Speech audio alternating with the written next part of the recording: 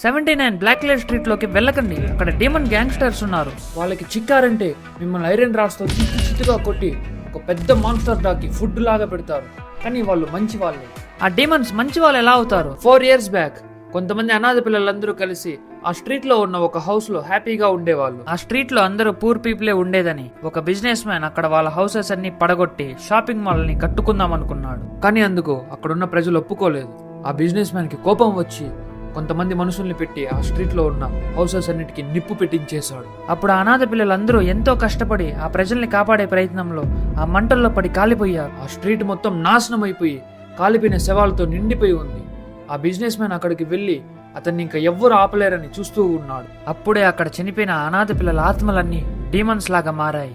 ఆ demons gang అంతా ఆ బిజినెస్ మ్యాన్ ని పెద్ద పెద్ద రాడ్స్ తో చిత్తుగా బోన్స్ అన్ని విరిగిపోయేలా కొట్టి ఒక పెద్ద మాన్స్టర్ డాగ్ కి అతను ఒక ఫుడ్ లాగా పెట్టేశారు.